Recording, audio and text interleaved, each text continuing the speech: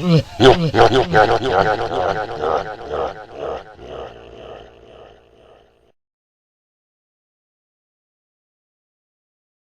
Fiend and Fiendettes, and welcome to a special edition Uberdemon's Movie Morgue. I know it's been a while since I've done one of these. It's getting close to Halloween. I might do another one of these because I'm going to have some time off here soon.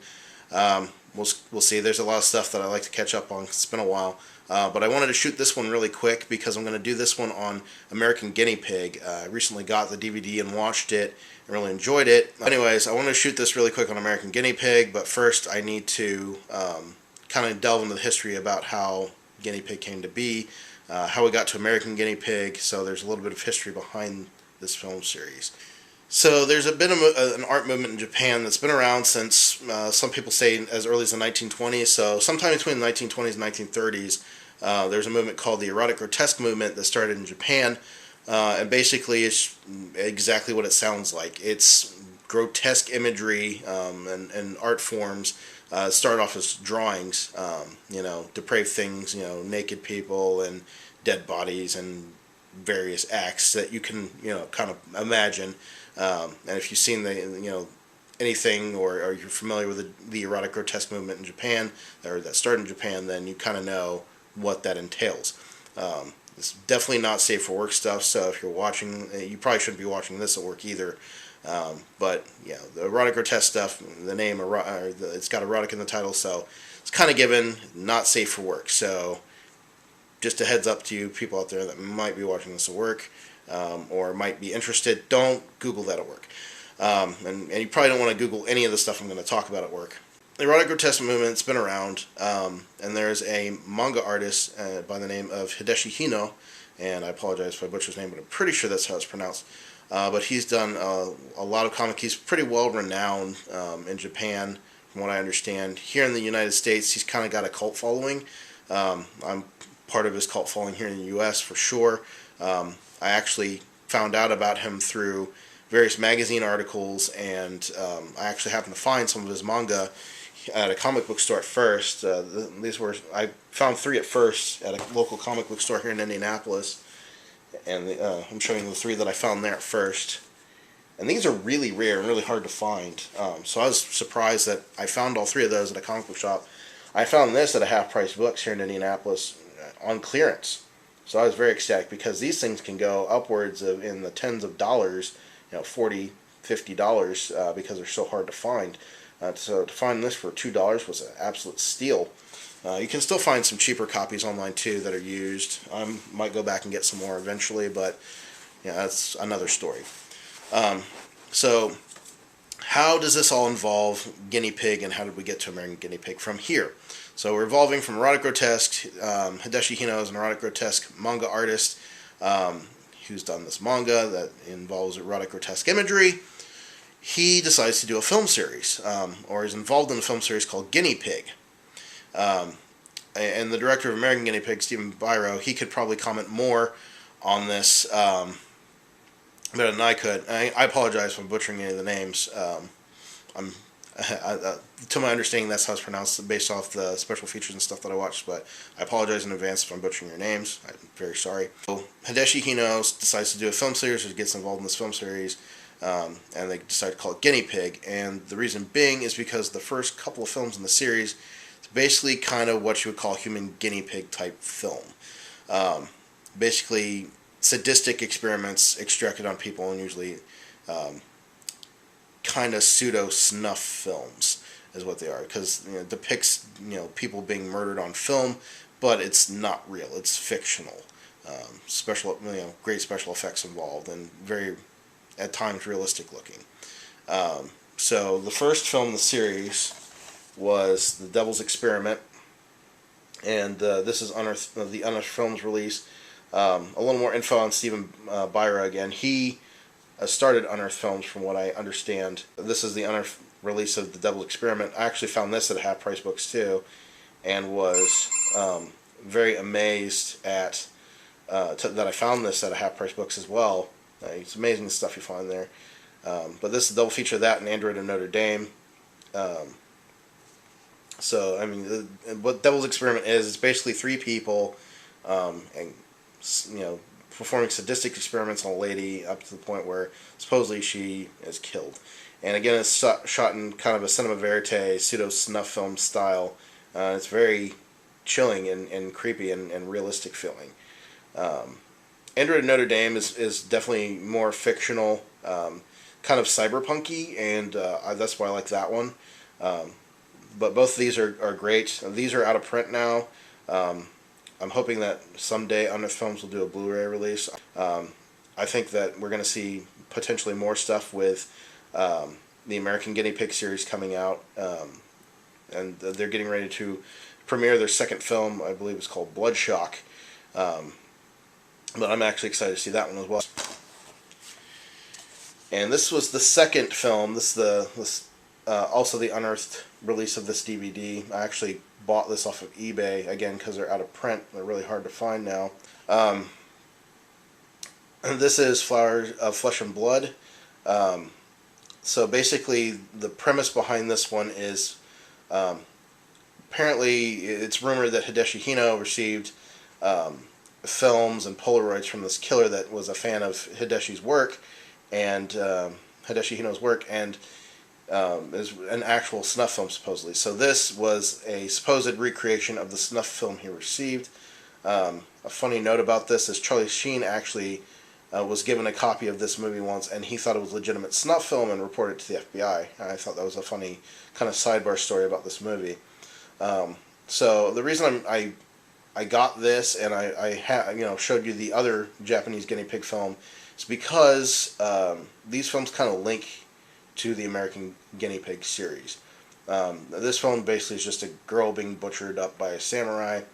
Not a whole lot of dialogue, not a whole lot of narrative, just a woman being flayed open, and it's, again, part of that erotic grotesque movement.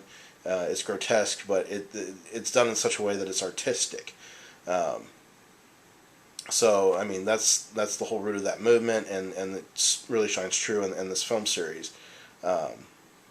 But yeah, I mean, this was an interesting watch, and having watched this after watching American Guinea Pig first, it definitely provided a more of an interesting perspective and subtext on the American Guinea Pig films, and made it feel like they're all linked to part of this sinister universe. So if you can find these first two of Japanese Guinea Pigs, I recommend picking them up. It doesn't really matter if you watch them before or after American Guinea Pig. Either or. It doesn't really matter which order you watch them in, but they really tie well together, I feel. I think they did a really good job of doing that in the American Guinea Pig series, and Steven's kind of an expert on that because he's been around these films and been marketing these films for a long time, and now he's making them. So without further ado, the reason I'm doing this is the American Guinea Pig films. And the first one is Bouquet of Guts and Gore. And the title is very similar to the last Japanese Guinea Pig film that I just showed you. And it's kind of the same premise. This time, instead of one girl, it's two girls that they abduct and basically butcher. There's scenes where one of the cameramen is instructing the killer to start on the left, not the right. And some people were confused as to why that was happening. It's heavily implied that the people that are doing this are Satanists. They don't come right out and confirm it or say it, but I mean the goat mask, and I mean, saying that these people are sacrifice for the underworld, essentially. It's heavily implied that they're Satanists. So if you've done any research, I mean, even just a little bit of research on Satanism, you might also know that Satanism is referred to as the left-hand path.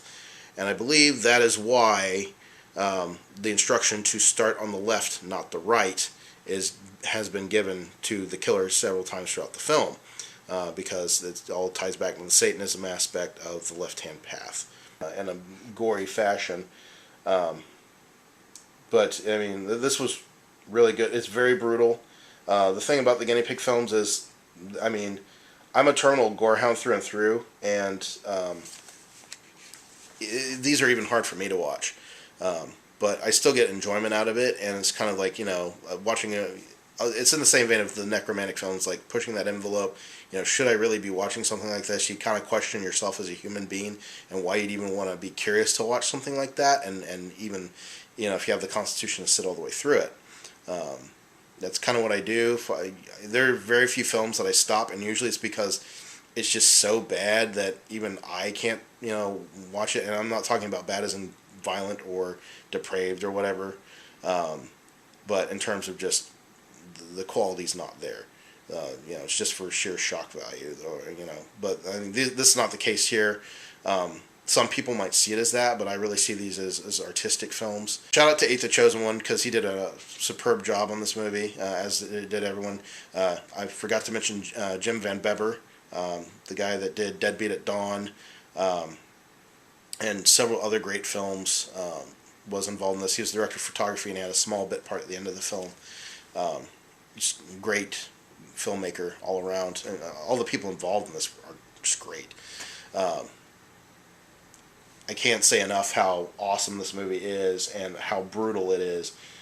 It's just kind of one of those movies that makes you just go, wow, at the end, for several reasons. But I mean, it's definitely an artistic film, and a lot of people see it being just violence for violence sake. Some people might even see it as being misogynistic, because it's male aggressors torturing female victims. But again, it all ties back into the erotic grotesque movement, and the American Guinea Pig stays true to that formula as well. And I mean, given the Japanese roots of the Guinea Pig series and the erotic grotesque movement, they really stay true to their roots, and well done for that, because I mean, that was very well done.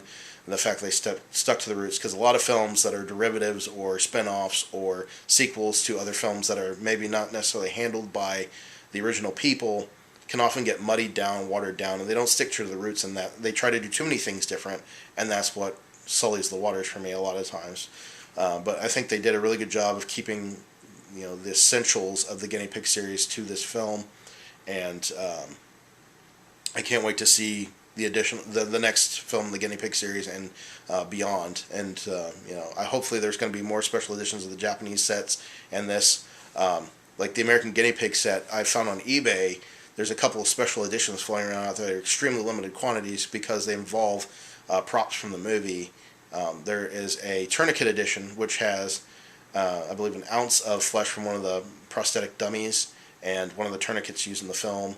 And there's also a Polaroid edition, which has the same as the tourniquet edition, and but also has a Polaroid photo in it as well of one of the special effects dolls from the film. I also forgot to mention there are a few different versions floating around of this out there, different variant covers and whatnot. This is the limited edition 3-disc set with the normal cover. There's also a Gore edition cover. The special editions that I found on eBay with the tourniquet and the Polaroid edition, those have the Gore covers from what I saw. But again, well done, everyone involved on this movie and the American Guinea Pig series. Looking forward to seeing what else you guys come up with, and I'm just astonished at how good this was, and how much it impacted me in terms of a film. And it's not rare that you see that in cinema nowadays. So again, great job, and I can't wait to see what else you do. That's all I've got for this installment of Uberdemon's Movie Morgue. Stay tuned. I hope to do another one of these here before the end of the Halloween season. We'll see how life's obligations allow me to do that, but hopefully I'll get another one out there for you. And you guys keep watching them. I'll keep making them. I'll see you next time here on Uberdemons Movie Morgue. Stay tuned.